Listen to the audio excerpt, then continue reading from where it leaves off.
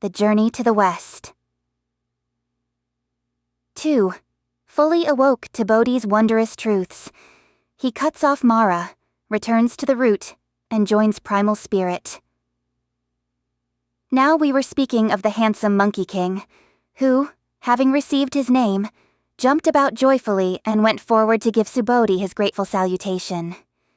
The patriarch then ordered the congregation to lead Sun Wukong outdoors, and to teach him how to sprinkle water on the ground and dust, and how to speak and move with proper courtesy. The company of immortals obediently went outside, with Wukong, who then bowed to his fellow students. They prepared thereafter a place in the corridor where he might sleep. Next morning, he began to learn from his schoolmates the arts of language and etiquette. He discussed with them the scriptures and the doctrines.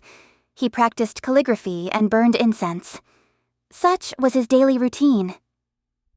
In more leisurely moments, he would be sweeping the grounds or hoeing the garden, planting flowers or pruning trees, gathering firewood or lighting fires, fetching water or carrying drinks. He did not lack for whatever he needed, and thus he lived in the cave without realizing that 6 or 7 years had slipped by. One day, the patriarch ascended the platform and took his high seat. Calling together all the immortals, he began to lecture on a great doctrine. He spoke with words so florid and eloquent that gold lotus sprang up from the ground. The doctrine of 3 vehicles he subtly rehearsed, including even the laws. Minutest tittle. The yak's tail waved slowly and spouted elegance. His thunderous voice moved in the 9th heaven. For a while he lectured on Tao. For a while he spoke on Chan. To harmonize the 3 parties is a natural thing. One word is elucidation, filled with truth. Points to the birthless showing nature's mystery. Wukong, who was standing there and listening, was so pleased with the talk that he scratched his ear and rubbed his jaw. Grinning from ear to ear, he could not refrain from dancing on all 4s. Suddenly the patriarch saw this and called out to him, "Why are you madly jumping and dancing in the ranks and not listening to my lecture?" Wukong said, "Your pupil was devoutly listening to the lecture, but when I heard such wonderful things from my reverend master, I couldn't contain myself for joy, and started to leap and prance about quite unconsciously. May the master forgive my sins." "Let me ask you," said the patriarch, "if you comprehend these wonderful things, do you know how long you have been in this cave?" Wukong said, "Your pupil is basically feeble-minded and does not know the number of seasons. I only remember that whenever the fire burned out in the stove, I would go to the back of the mountain to gather firewood. Finding a mountain full of fine peach trees there, I have eaten my fill of peaches 7 times. The patriarch said, "That mountain is named the Ripe Peach Mountain. If you have eaten your fill 7 times, I suppose it must have been 7 years. What kind of Taoist art would you like to learn from me?" Wukong said, "I am dependent on the admonition of my honored teacher. Your pupil would gladly learn whatever has a smidgen of Taoist flavor." The patriarch said, "Within the tradition of Tao, there are 360 heteronymous divisions, all the practices of which may result in illumination. I don't know which division you would like to follow." "I am dependent on the will of my honored teacher," said Wukong. "Your pupil is wholeheartedly obedient." "How would it be," said the patriarch, "if I taught you the practice of the method division?" Wukong asked, "How would you explain the practice of the method division?" "The practice of the method division," said the patriarch, "consists of summoning immortals and working the planchette, of divination, by manipulating yarrow stalks, and of learning the secrets of pursuing good and avoiding evil. Can this sort of practice lead to immortality? Asked Wukong. Impossible. Impossible, said the patriarch. I won't learn it then, Wukong said.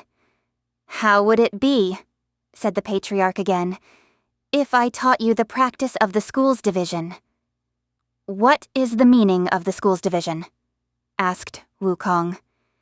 The schools division, the patriarch said, includes the Confucians, the Buddhists, the Taoists, the dualists, the Mohists, and the physicians. They read scriptures or recite prayers. They interview priests, or conjure up saints, and the like. Can this sort of practice lead to immortality? Asked Wukong. The patriarch said, If immortality is what you desire, this practice is like setting a pillar inside a wall. Wukong said, Master, I'm a simple fellow, and I don't know the idioms of the marketplace. What's setting a pillar inside a wall? The patriarch said, When people build houses and want them to be sturdy, they place a pillar as a prop inside the wall. But someday, the big mansion will decay, and the pillar, too, will rot. What you're saying then, Wukong said, is that it is not long-lasting. I'm not going to learn this. The patriarch said, How would it be if I taught you the practice of the silence division? What's the aim of the silence division? Wukong asked. To cultivate fasting and abstinence, said the patriarch. Quiescence and inactivity, meditation and the art of cross-legged sitting, restraint of language, and a vegetarian diet. There are also the practices of yoga, exercises standing or prostrate, entrance into complete stillness, contemplation in solitary confinement, and the like. Can these activities, asked Wukong, bring about immortality? They are no better than the unfired bricks on the kiln, said the patriarch. Wukong laughed and said, Master indeed loves to beat about the bush. Haven't I just told you that I don't know these idioms of the marketplace? What do you mean by the unfired bricks on the kiln? The patriarch replied, The tiles and the bricks on the kiln may have been molded into shape, but if they have not been refined by water and fire, a heavy rain will one day make them crumble. So this too lacks permanence, said Wukong. I don't want to learn it. The patriarch said, How would it be if I taught you the practice of the action division? What's it like in the action division? Wukong asked. Plenty of activities, said the patriarch, such as gathering the yin to nourish the yang, bending the bow and treading the arrow, and rubbing the navel to pass breath. There are also experimentation with alchemical formulas, burning rushes and forging cauldrons, taking red lead, making autumn stone, and drinking bride's milk and the like. Can such bring about long life? Asked Wukong. To obtain immortality from such activities, said the patriarch, is also like scooping the moon from the water. There you go again, master, cried Wukong. What do you mean by scooping the moon from the water? The patriarch said, When the moon is high in the sky, its reflection is in the water. Although it is visible therein, you cannot scoop it out or catch hold of it, for it is but an illusion. I won't learn that either, said Wukong. When the patriarch heard this, he uttered a cry and jumped down from the high platform. He pointed the ruler he held in his hands at Wukong and said to him, What a mischievous monkey you are. You won't learn this and you won't learn that. Just what is it that you are waiting for? Moving forward, he hit Wukong 3 times on the head. Then he folded his arms behind his back and walked inside, closing the main doors behind him and leaving the congregation stranded outside. Those who were listening to the lecture were so terrified that everyone began to berate Wukong. "You reckless ape," they cried. "You're utterly without manners. The master was prepared to teach you magic secrets. Why weren't you willing to learn? Why did you have to argue with him instead? Now you have offended him, and who knows when he'll come out again." At that moment, they all resented him and despised and ridiculed him. But Wukong was not angered in the least, and only replied with a broad grin. For the Monkey King, in fact, had already solved secretly, as it were, the riddle in the pot. He therefore did not quarrel with the other people, but patiently held his tongue. He reasoned that the master, by hitting him 3 times, was telling him to prepare himself for the 3rd watch, and by folding his arms behind his back, walking inside, and closing the main doors, was telling him to enter by the back door so that he might receive instruction in secret. Wukong spent the rest of the day happily with the other pupils in front of the divine cave of the 3 stars, eagerly waiting for the night. When evening arrived, he immediately retired with all the others, pretending to be asleep by closing his eyes, breathing evenly, and remaining completely still. Since there was no watchman in the mountain to beat the watch or call the hour, he could not tell what time it was. He could only rely on his own calculations by counting the breaths he inhaled and exhaled. Approximately at the hour of Z, he arose very quietly and put on his clothes. Stealthily opening the front door, he slipped away from the crowd and walked outside. Lifting his head, he saw the bright moon and the cool, clear dew, though in each corner not one speck of dust. Sheltered fowls roosted in the woods. A brook flowed gently from its source. Darting fireflies dispersed the gloom. Wild geese spread word columns through the clouds. Precisely, it was the 3rd watch hour. Time to seek the way whole and true. You see him following the familiar path back to the rear entrance, where he discovered that the door was, indeed, ajar. Wukong said happily, "The Reverend Master truly intended to give me instruction. That's why the door was left open."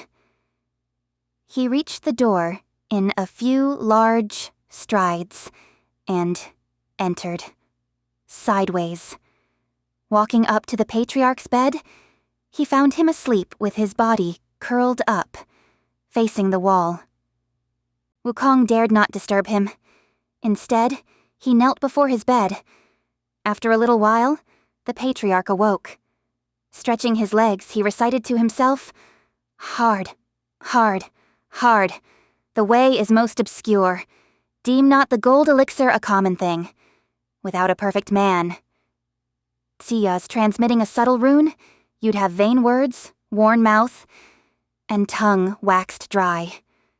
"Master," Wukong responded at once, "your pupil has been kneeling here and waiting on you for a long time." When the patriarch heard Wukong's voice, he rose and put on his clothes. "You mischievous monkey," he exclaimed, sitting down cross-legged. "Why aren't you sleeping in front? What are you doing back here at my place?"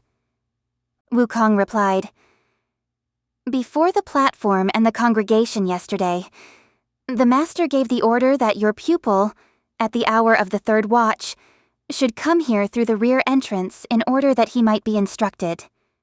I was therefore bold enough to come directly to the master's bed." When the patriarch heard this, he was terribly pleased, thinking to himself, "This fellow is indeed an offspring of heaven and earth. If not, how could he solve so readily the riddle in my pot?" "There is no 3rd party here save your pupil," Wukong said. "May the master be exceedingly merciful and impart to me the way of long life. I shall never forget this gracious favor." "Since you have solved the riddle in the pot," said the patriarch, It is an indication that you are destined to learn, and I am glad to teach you. Come closer and listen carefully. I will impart to you the wondrous way of long life." Wukong kowtowed to express his gratitude, washed his ears, and listened most attentively, kneeling before the bed. The patriarch said, "This bold secret saying that's wondrous and true. Spare, nurse nature and life. There's nothing else. All power resides in the semen, breath, and spirit. Store these securely lest there be a leak. Lest there be a leak. Keep within the body. Heed my teaching and the way itself will thrive.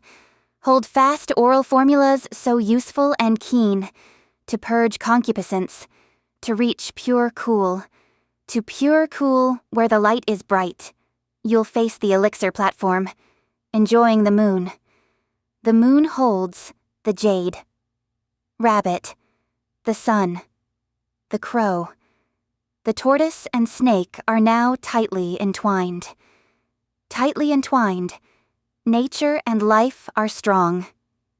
You can plant gold lotus Ian in the midst of flames. Squeeze the 5 phases jointly. Use them back and forth. When that's done, be a Buddha or immortal at will." At that moment, the very origin was disclosed to Wukong, whose mind became spiritualized as blessedness came to him. He carefully committed to memory all the oral formulas.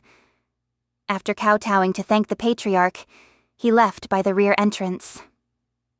As he went out, he saw that the eastern sky began to pale with light, but golden beams shone on the westward way. Following the same path, he returned to the front door, pushed it open quietly, and went inside.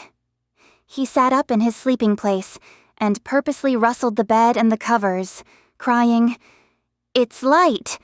It's light! Get up!" All the other people were still sleeping and did not know that Wukong had received a good thing. He played the fool, didn't foresee though, fool that day after getting up, but he persisted in what he had learned secretly by doing breathing exercises before the hour of Z and after the hour of Wu.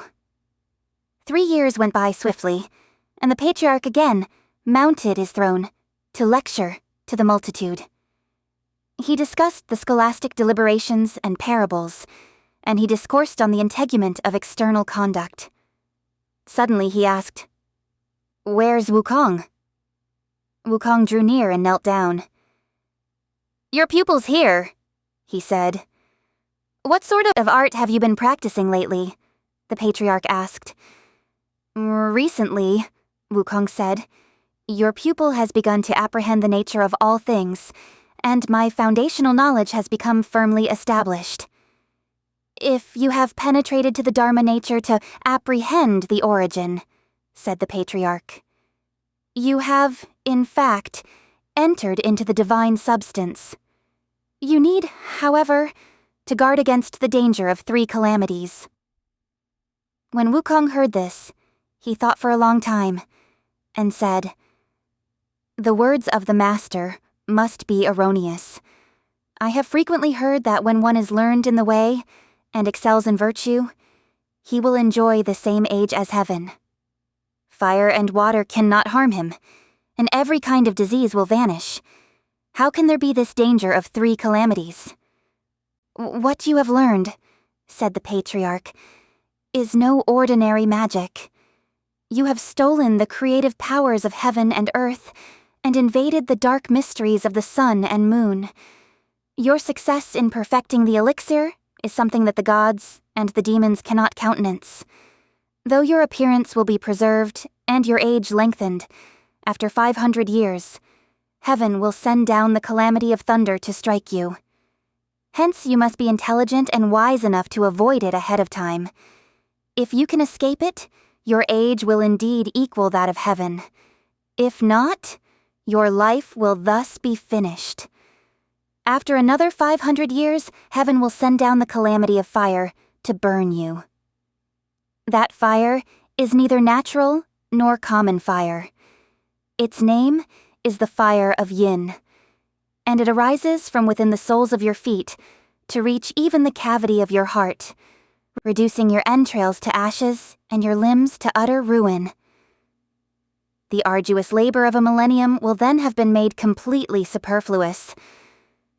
After another 500 years, the calamity of wind will be sent to blow at you. It is not the wind from the north, south, east, or west, nor is it one of the winds of 4 seasons, nor is it the wind of flowers, willows, pines, and bamboos. It is called the mighty wind, and it enters from the top of the skull into the body, passes through the midriff, and penetrates the 9 apertures. The bones and the flesh will be dissolved, and the body itself will disintegrate. You must therefore avoid all 3 calamities.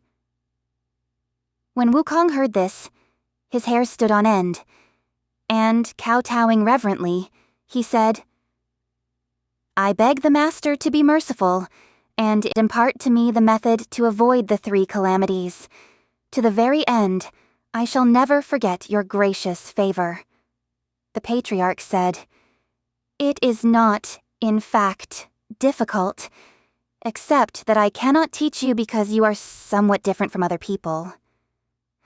"I have a round head pointing to heaven," said Wukong, "and square feet walking on earth. Similarly, I have 9 apertures and 4 limbs, entrails and cavities. In what way am I different from other people?"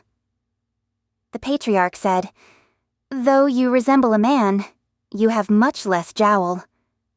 The monkey, you see, has an angular face with hollow cheeks and a pointed mouth." Stretching his hand to feel himself, Wukong laughed and said, "The Master does not know how to balance matters. Though I have much less jowl than human beings, I have my pouch, which may certainly be considered a compensation." "Very well then," said the patriarch. "What method of escape would you like to learn? There is the art of the heavenly ladle, which numbers 36 transformations. And there is the art of the earthly multitude, which numbers 72 transformations." Wukong said, "Your pupil is always eager to catch more fishes, so I'll learn the art of the earthly multitude." "In that case," said the patriarch, "come up here, and I'll pass on the oral formulas to you." He then whispered something into his ear, though we do not know what sort of wondrous secrets he spoke of. But this Monkey King was someone who, knowing one thing, could understand 100. He immediately learned the oral formulas, and, after working at them and practicing them himself, he mastered all 72 transformations.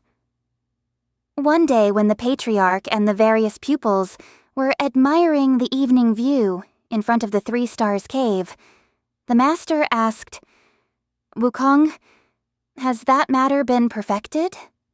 Wukong said, "Thanks to the profound kindness of the master, your pupil has indeed attained perfection. I now can ascend like mist into the air and fly." The patriarch said, "Let me see you try to fly." Wishing to display his ability, Wukong leaped 50 or 60 feet into the air, pulling himself up with a somersault. He trod on the clouds for about the time of a meal and traveled a distance of no more than 3 miles before dropping down again to stand before the patriarch. "Master," he said, his hands folded in front of him, "this is flying by cloud soaring." Laughing, the patriarch said, "This can't be called cloud soaring. It's more like cloud crawling. The old saying goes, 'The immortal tours the North Sea in the morning and reaches Kangwoo by night.' If it takes you half a day to go less than 3 miles, it can even be considered cloud crawling." "What do you mean?" asked Wukong. "By saying, 'The immortal tours the North Sea in the morning and reaches Kangwoo by night.'" The patriarch said, Those who are capable of cloud soaring may start from the North Sea in the morning, journey through the East Sea, the West Sea, the South Sea, and return again to Kangwoo. Kangwoo refers to Lingling in the North Sea. It can be called true cloud soaring only when you can traverse all 4 seas in one day. That's truly difficult, said Wukong. Truly difficult. Nothing in the world is difficult, said the patriarch. Only the mind makes it so. When Wukong heard these words, he kowtowed reverently and implored the patriarch, "Master, if you do perform a service for someone, you must do it thoroughly. May you be most merciful and impart to me also this technique of cloud soaring. I would never dare forget your gracious favor." The patriarch said, "When the various immortals want to soar on the clouds, they all rise by stamping their feet. But you are not like them. When I saw you leave just now, you had to pull yourself up by jumping. What I'll do now is to teach you the cloud somersault in accordance with your form." Wukong again prostrated himself and pleaded with him, and the patriarch gave him an oral formula, saying, "Make the magic sign. Recite the spell. Clench your fist tightly. Shake your body. And when you jump up, 1 somersault will carry you 108,000 miles." When the other people heard this, they all giggled and said, "Lucky Wukong. If he learns this little trick, he can become a dispatcher for someone to deliver documents or carry circulars. He'll be able to make a living anywhere." The sky now began to darken, and the master went back to the cave dwelling with his pupils. Throughout the night, however, Wukong practiced ardently and mastered the technique of cloud somersault. From then on, he had complete freedom, blissfully enjoying his state of long life. One day, early in the summer, the disciples were gathered under the pine trees for fellowship and discussion. They said to him, "Wukong, what sort of merit did you accumulate in another incarnation that led the master to whisper in your ear the other day? The method of avoiding the 3 calamities? Have you learned everything?" "I won't conceal this from my various elder brothers," Wukong said, laughing. "Owing to the master's instruction in the first place, and my diligence, day and night, in the second, I have fully mastered the several matters." "Let's take advantage of the moment," one of the pupils said. "You try to put on a performance, and we'll watch."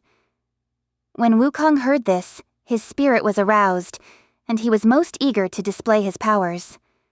"I invite the various elder brothers to give me a subject," he said. "What do you want me to change into?" "Why not a pine tree?" they said. Wukong made the magic sign and recited the spell. With one shake of his body, he changed himself into a pine tree.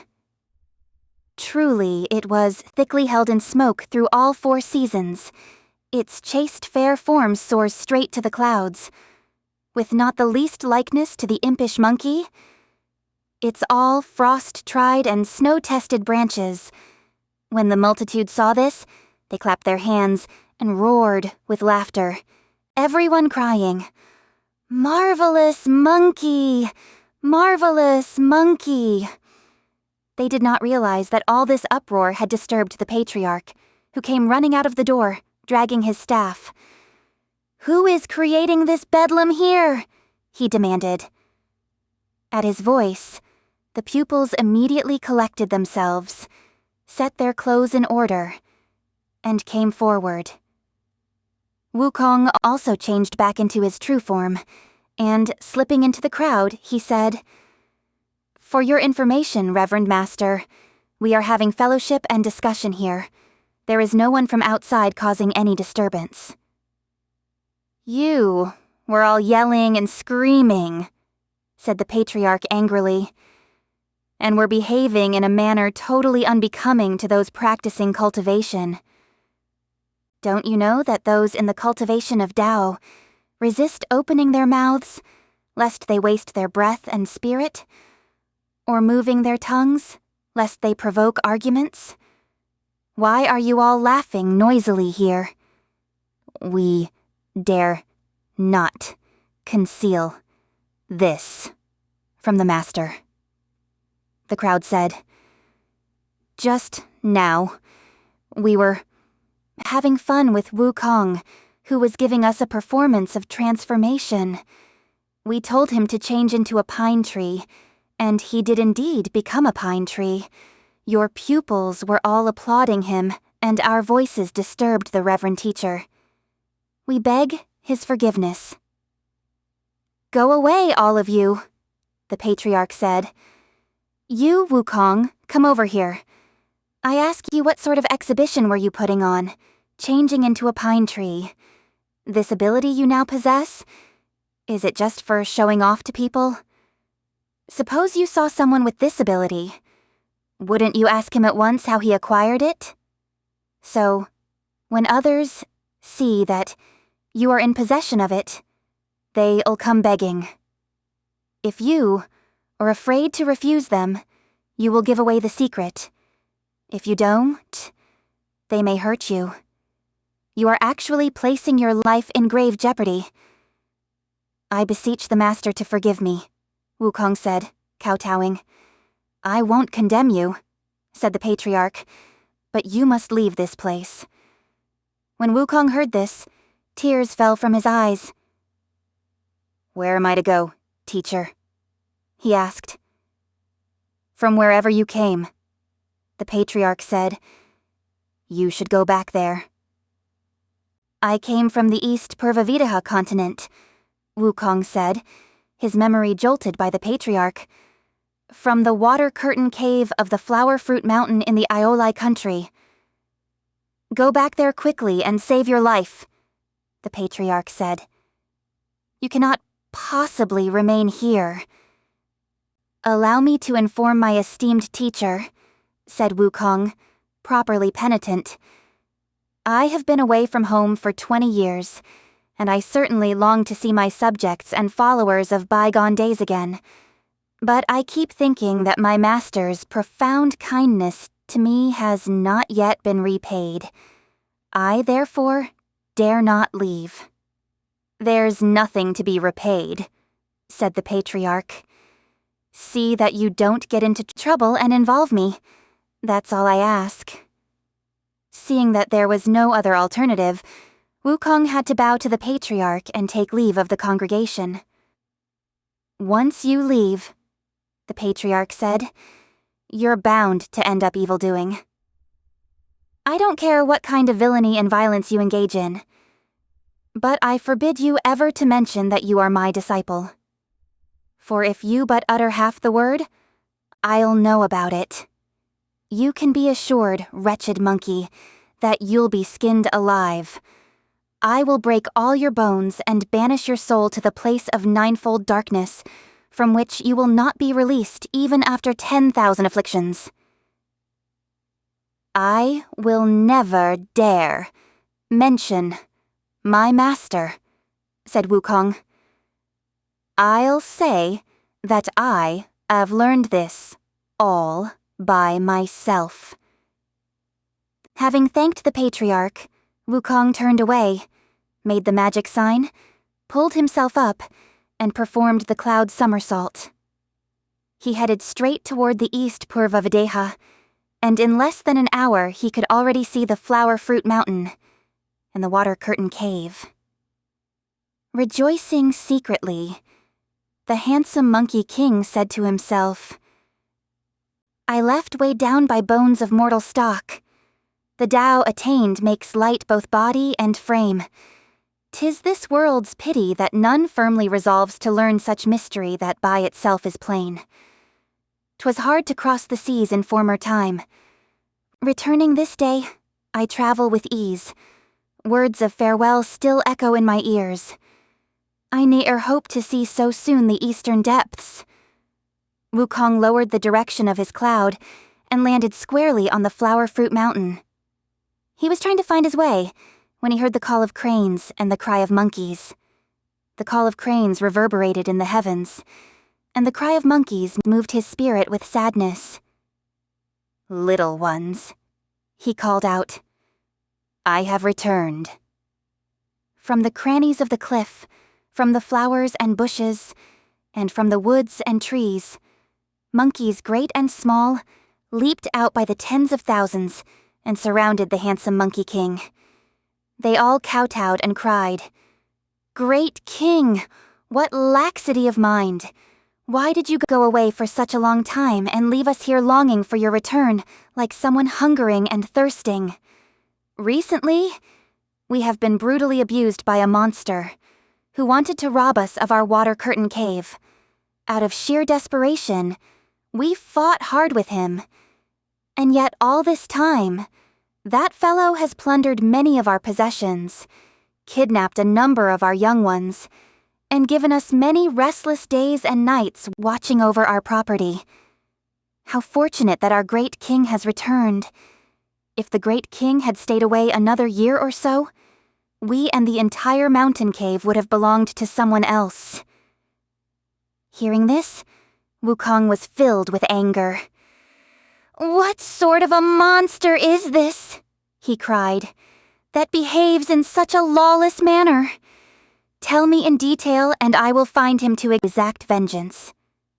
"Be informed, great king," the monkeys said, kowtowing, "that the fellow calls himself the monstrous king of havoc, and he lives north of here." Wukong asked, "From here to his place, how great is the distance?" The monkeys replied, "He comes, like the cloud, and leaves, like the mist, like the wind and the rain, like lightning and thunder. We don't know how great the distance is." "In that case," said Wukong, "go and play for a while and don't be afraid. Let me go and find him." Dear Monkey King. He leaped up with a bound and somersaulted all the way northward until he saw a tall and rugged mountain. What a mountain! Its pen-like peak stands erect. Its winding streams flow unfathomed and deep. Its pen-like peak, standing erect, cuts through the air.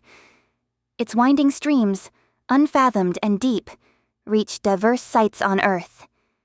On two ridges, flowers rival trees in exotic charm. At various spots, pines match bamboos in green. The dragon on the left seems docile and tame. The tiger on the right seems gentle and meek. Iron oxen, on occasion, are seen plowing. Gold coin flowers are frequently planted. Rare fowls make melodious songs. The phoenix stands facing the sun. Rocks worn smooth and shiny by water placid and bright appear by turns, grotesque, bizarre, and fierce. In countless numbers are the world's famous mountains, where flowers bloom and wither. They flourish and die.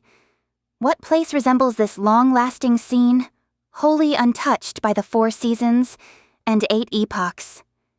This is, in the 3 regions, the Mount of Northern Spring, the Water Belly Cave, nourished by the 5 phases.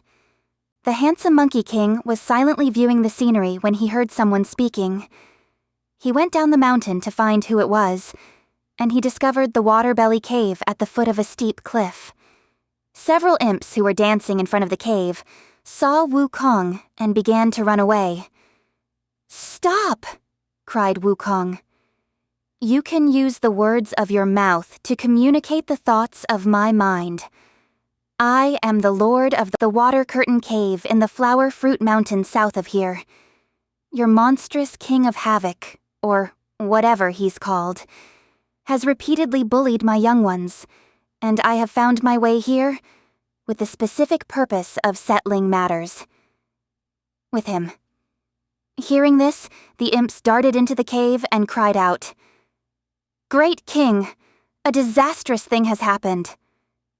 "What sort of disaster?" asked the monstrous king. "Outside the cave," said the imps. "There is a monkey who calls himself the Lord of the Water Curtain Cave in the Flower Fruit Mountain. He says that you have repeatedly bullied his young ones, and that he has come to settle matters with you." Laughing, the monstrous king said, "I have often heard those monkeys say that they have a great king who has left the family to practice self-cultivation. He must have come back. How is he dressed, and what kind of weapon does he have?" "He doesn't have any kind of weapon," the imps said. "He is bareheaded, wears a red robe with a yellow sash, and has a pair of black boots on. He looks like neither a monk nor a layman, neither a Taoist nor an immortal. He is out there making demands with naked hands and empty fists." When the monstrous king heard this, he ordered, "Get me my armor and my weapon." These were immediately brought out by the imps, and the monstrous king put on his breastplate and helmet, grasped his scimitar, and walked out of the cave with his followers. "Who is the Lord of the Water Curtain Cave?" he cried with a loud voice. Quickly opening wide his eyes to take a look, Wukong saw that the monstrous king wore on his head a black gold helmet, which gleamed in the sun, and on his body a dark silk robe which swayed in the wind. Lower he had on a black iron vest tied tightly with leather straps. His feet were shod in finely carved boots, grand as those of warriors great. 10 spans, the width of his waist. 30 feet, the height of his frame. He held in his hands a sword. Its blade was fine and bright. His name, the Monster of Havoc. Of most fearsome form and look. "You have such big eyes, reckless monster, but you can't even see Old Monkey," the Monkey King shouted. When the monstrous king saw him, he laughed and said, "You're not 4 feet tall, nor are you 30 years old. You don't even have weapons in your hands. How dare you be so insolent, looking for me to settle accounts?" "You reckless monster," cried Wukong. "You are blind indeed. You think I'm small, not knowing that it's hardly difficult for me to become taller. You think I'm without weapon, but my 2 hands can drag the moon down from the edge of heaven. Don't be afraid. Just have a taste of Old Monkey's fist." He leaped into the air and aimed a blow smack at the monster's face. Parrying the blow with his hand, the monstrous king said, "You are such a midget, and I'm so tall. You want to use your fist, but I have my scimitar. If I were to kill you with it, I would be a laughingstock. Let me put down my scimitar, and we'll see how well you can box." "Well said, fine fellow," replied Wukong. "Come on." The monstrous king shifted his position and struck out. Wukong closed in on him, hurtling himself into the engagement. The 2 of them pummeled and kicked, struggling and colliding with each other. It is easy to miss on a long reach, but a short punch is firm and reliable. Wukong jabbed the monstrous king in the short ribs, hit him on his chest, and gave him such heavy punishment with a few sharp blows that the monster stepped aside, picked up his huge scimitar, aimed it straight at Wukong's head, and slashed at him. Wukong dodged, and the blow narrowly missed him. Seeing that his opponent was growing fiercer, Wukong now used the method called the body beyond the body.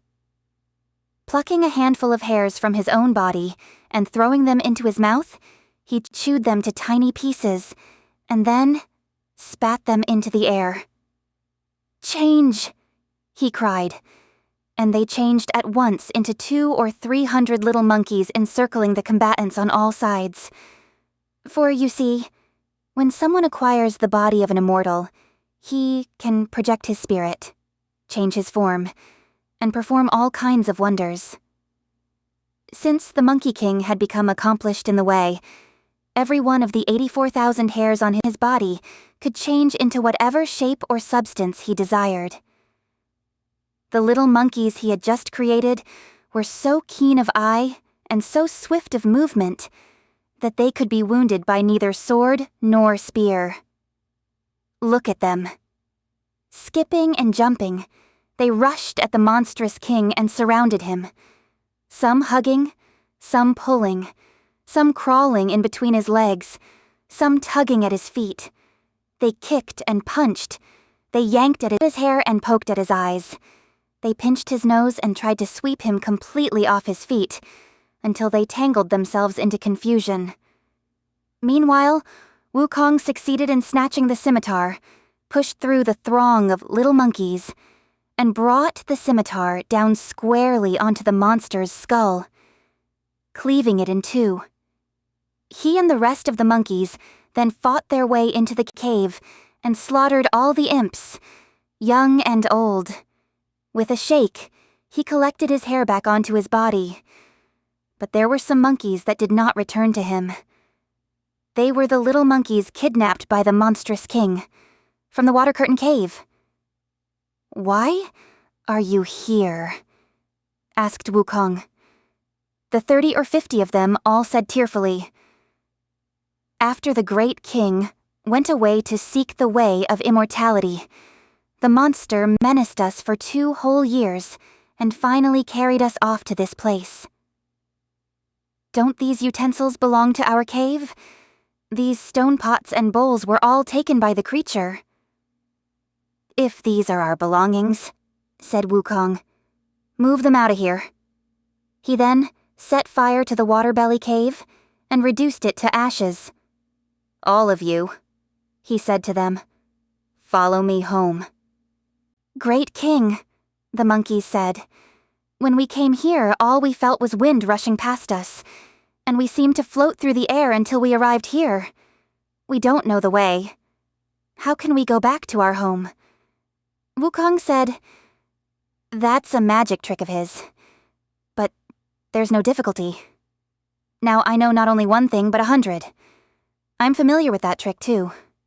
Close your eyes, all of you, and don't be afraid." Dear Monkey King. He recited a spell, rode for a while on a fierce wind, and then lowered the direction of the cloud. "Little ones," he cried, "open your eyes." The monkeys felt solid ground beneath their feet and recognized their home territory. In great delight, every one of them ran back to the cave along the familiar roads and crowded in together with those waiting in the cave. They then lined up according to age and rank and paid tribute to the Monkey King. Wine and fruits were laid out for the welcome banquet. When asked how he had subdued the monster and rescued the young ones, Wukong presented a detailed rehearsal, and the monkeys broke into unending applause. "Where did you go, great king?" they cried. "We never expected that you would acquire such skills."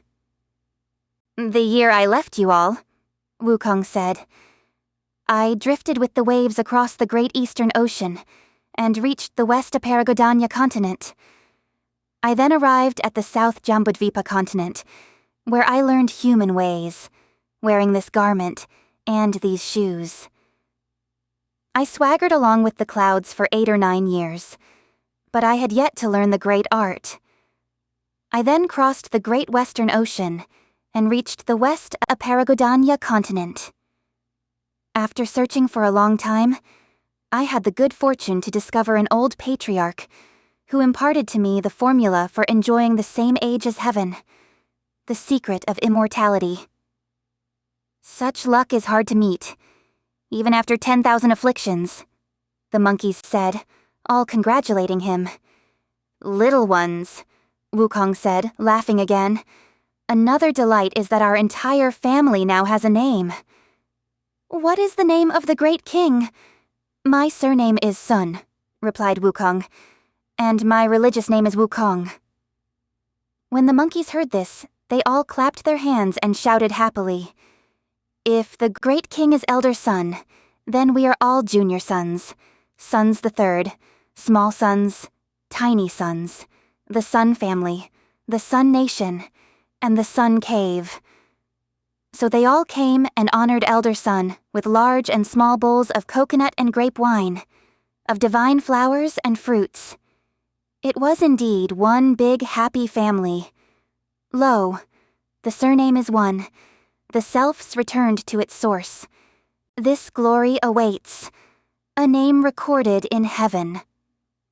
We do not know what the result was, and how Wukong would fare in this realm. Let's listen to the explanation in the next chapter.